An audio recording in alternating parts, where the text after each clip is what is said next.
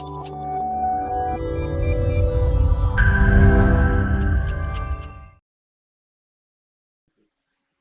assalamualaikum warahmatullahi wabarakatuh. Kita di sini bertemu Ustadz kita, Ustadz Ubed. Sudah setahun ya di Pesmas ini ngajar. Ada kalau kurang lebih 2 tahunan. Sudah 2 tahun. Ya, beliau ini emang dari awal ngajar ini Ustadz ya. Ngajar kami Al-Quran sama Atibian nih. Atibian. Oh ya, beliau ini lulusan PIK Singosari Malang. Dengan pengasuhnya Kiai Basori Alwi. Kemudian di Ponpes Nurul Haromen Pujon Malang, beliau dengan guru beliau Abi Ihya Ulumuddin. Oh ya, Ustaz. Antum menjadi santri di sana itu emang dari kemauan sendiri atau emang dari apa? Maksudnya kemauan orang tua atau emang dari kemauan sendiri? Kadang kalau saya tuh, saya kan dulu mondok itu emang nggak mau mondok sebenarnya dari orang tua. Kalau antum gimana, Sat? Alhamdulillah wassalatu wassalamu ala Rasulillah Sayyidina Maulana Muhammad ibn Abdullah wa ala alihi wa sahbihi wa mawala la hawla wa la quwata illa billah amma ba'd. Ya, memang betul ya. Saya nyantri pertama di PIK masuk tahun 96 ya. Tapi tidak lama, cuma 6 tahun sampai 2002. Terus setelah itu ngaji ke Abi Ihya sejak tahun 2002 sampai sekarang. Ngaji terus, tidak ada, masih nyalin hubungan ya. Dulu ketika pertama di PIK Pesantren Ilmu Al-Quran Singosari Malang yang diasuh oleh Abah Kiai Haji Muhammad Basori Alim Murtadha ya. Itu memang dulu kemauan sendiri. Mungkin ada sedikit perbedaan sama antum ya. Kalau antum tidak mau, itu kemauan orang tua. Kalau saya justru kemauan sendiri, justru orang tua yang melarang awalnya. Awalnya orang tua melarang karena memang putra-putri orang tua saya tidak ada yang di pesantren. Semuanya sekolahnya dekat-dekat rumah, tidak ada yang jauh. Tapi saya dengan tekad bulat untuk menuntut ilmu, ingin mondok memang. Jadi antum memang dari kemauan sendiri saja. Yang keluarga lainnya memang belum pernah mondok atau gimana? Apa? Saya 4 bersaudara yang mondok cuma saya. 4 bersaudara yang mondok cuma saya. Tapi alhamdulillah setelah saya mondok akhirnya sekarang ponaan-ponaan semua mondok semua. Kadang kalau apa? Karena kemauan orang tua kadang ya ada beberapa yang bisa jadi apa? Di pondoknya malah nggak benar kan? Iya. Terus perjalanan antum dari awal mondok hingga menjadi apa? Pengajar di mana-mana, sampai sekarang itu gimana perjalanan antum? Dari awal mondok gitu, sampai sekarang. Ada satu ucapan, siapa saya kalau tidak ada guru? Saya bukan siapa-siapa. Saya tidak bisa apa-apa. Ya. Kalau antum tadi bilang saya ngajar di mana-mana, ya semuanya berkat daripada guru. Barokah. Ya. Maka ini sedikit cerita saja ya.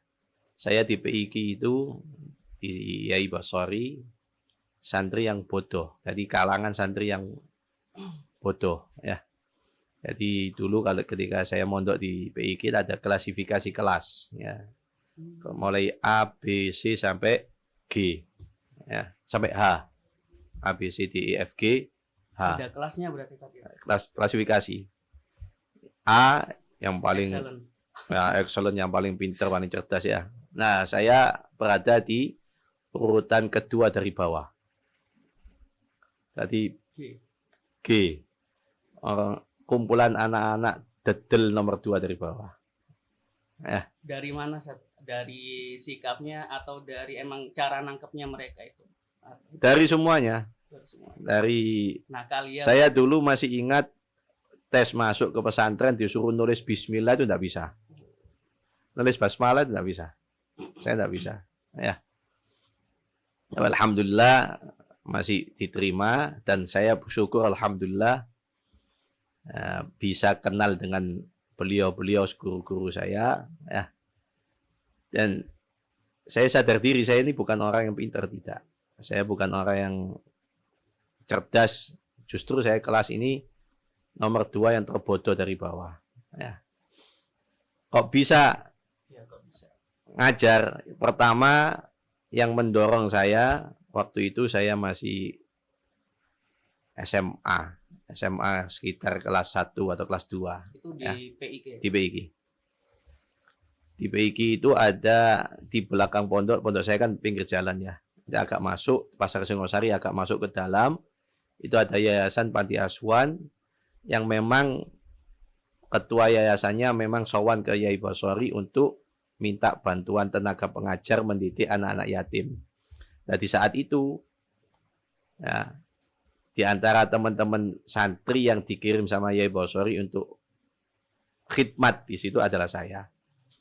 Disitulah mulai belajar bagaimana menjelaskan materi, bagaimana menghadapi orang banyak, ya, mental mulai terlatih. Terus dilanjut ketika lulus dari pesantren, kuliah, ya, masuk di waktu itu TPA, Taman Pendidikan Al-Quran. Di Malang juga. Di Surabaya. Oh, Surabaya. Di Surabaya. Terus ngajar lagi, di situ mulailah mental mulai terbentuk, ya, ngadepi orang wis ndak nervous lagi, ya. Apalagi ketika ngaji sama Abi Yahya, ya. Jadi Abi Yahya itu memang orientasinya bukan cuma sekedar ilmu seperti pesantren beliau di Pujon. Beliau berikan nama pesantren pengembangan dan dakwah, karena memang wasiat dari Abu Yazid Muhammad, Abi Yahya ini tidak boleh menerima santri yang nol putul, tidak boleh. Jadi Abi Yahya tidak boleh menerima santri yang mulai dari nol, tidak boleh sama Abu Yahya. Maka santrinya Abi Yahya itu semuanya yang diterima semua sudah bisa baca kitab. Minimal bahasa. Semua sudah baca kitab. Kalau dulu Abi Yahya sendiri yang uji, kalau dulu. Kalau sekarang sudah teman-teman, ya. Memang pengembangan dari modal baca kitab itu dikembangkan dan juga pengembangan dan dakwah. Saya masih ingat waktu kuliah dulu ada pesantren liburan mahasiswa PLM, pesantren liburan mahasiswa di Pujon. Saya ikut khidmat ke sana sama Abi, saya dipanggil, ya. Sudah kamu ikut teman-teman pondok dakwah. Saya masih ingat saya dikirim ke Pujon pelosok pedalaman, ya. Tujuannya dakwahnya apa? Ndak neko-neko. Bagaimana sowan, ngadepi masyarakat, mengenalkan diri, ya. Terus ngajak orang itu ke musola, ngaji. Waktu itu masih Iqra, ya. Belum ada metode-metode Quran yang lain seperti sekarang banyak. Masih itu masih Iqra. Bagaimana ngejak orang itu sholat, dandani, wudu, dandani, sholat, jamaah, Jumat. Emang notabene di masyarakat itu emang dibilang nol ya, apa gimana? Notabene apa itu? Itu tentang keagamaan mereka. Pujon itu kan dulu pusat kristenisasi. Malang Selatan itu ibarat daerah abangan, daerah minim agama dan pusat kristenisasi. Nah, makanya Abi itu punya strategi ngajinya di pondok itu mulai Senin sampai Kamis pagi. Kamis sore santri semua disebar ke pelosok-pelosok. untuk mengenalkan agama, menanamkan akidah, ya, mengajarkan ya syariat-syariat dasar. Ya. Dan dari situlah terlatih untuk ngajar, untuk menyampaikan materi, khutbah, dan akhirnya sampai sekarang. Oke, kemudian saya nanya nih, kan santri ada masa-masanya nih, sumpek gitu. Gimana sih antum cara melawan rasa sumpek di pondok dan mengembalikan rasa himmah, rasa semangat belajar lagi gitu? Saya sempat ngalami sumpek karena kebodohan yang saya miliki. Ngaji di Yai Bosori itu, maaf, standar Qur'annya sangat tinggi. Ya, standar Qur'annya sangat tinggi. Awal saya ngaji cuman belajar ta'awud, a'udzubillahi minasyaitonirrajim. Itu kelas Quran itu subuh 1 jam, habis isya 1 jam. Maghrib kelas murojaah 1 jam. Jadi sehari kalau di total sekitar 3 jam. Nah, dengan jam pelajaran yang sehari 3 jam. 3 jam bukan 3 jam pelajaran sekolah ya. 3 jam pelajaran sekolah 45 menit ya. Ini 3 jam 60 menit. Sehari 3 jam dikali 60 menit, 3 kali 6 ya. Itu saya cuman materi ta'awud, a'udzubillahi minasyaitonirrajim, itu 3 bulan. 3 bulan untuk ta'awud saja. Ta'awud itu 3 bulan ya. Ya. Terus sampai waladhdallin amin Fatihah itu total semua 6 bulan. Itu faedahnya apa, Ustaz? Bisa faedahnya apa? Faedahnya jenuh. Gitu. Faedahnya jenuh. Emang harus dibenerin cara membaca ta'awud. Satu, saya masuk memang kualitas saya memang bukan orang cerdas. Kedua, Yai Bosori itu memang ahli Quran. Beliau standar Qurannya amat sangat tinggi. Ya, amat sangat tinggi. Jadi beliau itu mendidik bukan sekedar mengajar ya, tapi juga mendidik. Sehingga kami yang diajari Quran itu seperti yang tadi saya sampaikan ketika taklim tadi, kita diarahkan untuk memiliki rasa dzauq, perasaan dalam hati ya. Perasaan dalam hati. Sehingga kita membaca Al-Quran itu dengan dzauq. Kalau orang ngomong itu kita dilatih telinga kita tajam. Mendengarkan orang baca Quran bisa tahu ini makhrajnya kurang, ini sifatnya kurang. Sifat hurufnya kurang, ini. Kita dilatih. Nah, untuk melatih itu memang sulit ya. Terus menempatkan makhraj itu memang sulit, apalagi sifat. Nah, bagaimana untuk bisa menimbulkan semangat ketika mengalami satu titik jenuh ya. Saya pernah mengalami gitu, titik jenuh. Teman-teman 1 tahun sudah khatam Quran, tes sama Yai. Saya khatam Quran 30 juz itu 3 tahun. Baru tes sama Yai Quran ya. Jadi waktu yang agak panjang. Jenuh ya. Bagaimana? Kembali kepada niatan kita. Kita berangkat nyantri, kita berangkat ke pesantren itu niatannya apa? Kalau memang niatannya kita cari ilmu, ya sudah, sebelum kita dapatkan ilmu ya jangan putus di tengah jalan. Kalau kita jenuh terus akhirnya putus tengah jalan, maka niat kita yang pertama, tujuan kita akan tidak tercapai. Itu konsekuensi ya.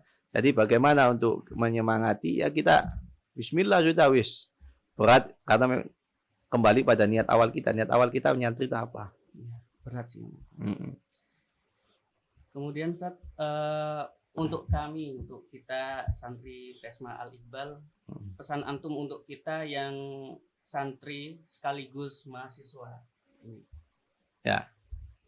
Peran santri saat ini amat sangat penting. Ya. Santri saat ini lebih universal daripada di zaman saya dulu. Ya. Kalau saya dulu nyantri itu anggapan orang-orang amat sangat jumut, ya, amat sangat sempit. Ya, saya dulu ketika awal nyantri ada ya saudara lingkup kecil saudara ya, bukan saudara jauh, saudara dekat itu sampai ngucap omongan berangkat nang pondok mulai kati dadi opo. Itu dulu masih banyak anggapan seperti itu. Tapi sekarang santri itu sudah universal ya. Sudah bisa masuk ke segala lini. Maka panjenengan yang menjadi santri ya boleh jadi apapun, tapi sebisa mungkin panjenengan bisa memberikan warna di bidang apapun yang panjenengan tekuni. Ya. Supaya ada bedanya.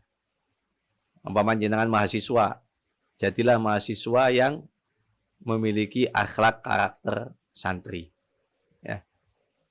Supaya beda antara mahasiswa biasa sama mahasiswa santri ya. Ketika panjenengan nanti dari mahasiswa jadi pengusaha yang santri. Akhlak santri tetap dibawa. Ketika panjenengan jadi dokter, jadilah dokter yang berakhlakan santri. Ya. Santri itu memiliki akhlak ciri khas, ya, ciri khas. Ciri khasnya apa santri itu? Nah, kalau bisa cuma satu. Ya, kalau bisa satu saja. Banyak sebenarnya, tapi kalau bisa satu saja sudah cukup. Apa itu? Khidmat. Ya, ciri khas akhlak santri adalah khidmat. Khidmat ke siapa? Ke umat. Karena kita di pesantren diajari khidmat ke guru, ya. Kita di pesantren diajar khidmat ke pesantren, ya. Jadikan khidmat itu sebagai syakilah. Kalau Allah Ta'ala bilang, Qul kullu ya'malu ala syakilatih. Syakilah, ciri khas karakter seorang santri. Jadilah kalian apapun sesuai profesi, sesuai bidang kalian, tapi dahulukan khidmat. Kalau dokter, jadilah dokter yang khidmat pada pasien. Kalau pengusaha, jadilah kalian pengusaha yang khidmat, ya. Apapun. Kalau mahasiswa yang khidmat. Jangan seperti mahasiswa sekarang ya. Bedanya santri sama mahasiswa itu, kalau santri tidak berani protes guru, tidak ada. Makanya tidak ada pondok demo besar-besaran santri, demo kebijakan kiai, tidak ada. Tidak ada. Tapi mahasiswa demo kebijakan dosen di mana-mana ada. Ya. Karena jiwa-jiwa khidmatnya kurang ya. Maka jangan dihilangkan jiwa khidmat itu ya. Karena ilmu, kata Abuya, ilmu bisa diperoleh dengan mutolaah. Ilmu bisa diperoleh dengan mutolaah. Tidak usah punya guru zaman sekarang ya. Tidak usah punya buku. Nah, kalau dulu mau ngaji beli kitab, sekarang tidak perlu beli kitab. Cukup ada wifi, download PDF bisa. Ya. Kitab PDF ya. Murah meriah ya. Kalau beli mahal ya. Nah, sekarang tidak perlu sudah, kita baca sendiri dengan akses internet bisa. Suka yang gratisan gitu. Nah, ya, ilmu bisa diperoleh dengan mutolaah. Tidak perlu guru, bisa. Manfaatnya ilmu juga bisa diperoleh dengan murojaah, diulang-ulang terus, nanti akan tumbuh manfaat. Ya. Kuatnya hafalan, kuatnya pemahaman bisa diperoleh dengan murojaah, diulang-ulang terus, ya. Tapi barokahnya ilmu tidak bisa diperoleh dengan belajar, tidak bisa diperoleh dengan murojaah mengulang-ulang, tapi barokahnya ilmu hanya bisa diperoleh dengan khidmat. Nah, jadi sudah, insyaallah barokah. Insyaallah barokah. Dengan khidmat akan turun barokah insyaallah. Alhamdulillah, kita sudah podcast sudah lama, 15 menit mungkin ya. Mungkin terima kasih Ustaz udah ngasih pesan kepada kami gitu. Sekian podcast bersama Ustaz Ubed. Wassalamualaikum warahmatullahi wabarakatuh. Waalaikumsalam warahmatullahi wabarakatuh.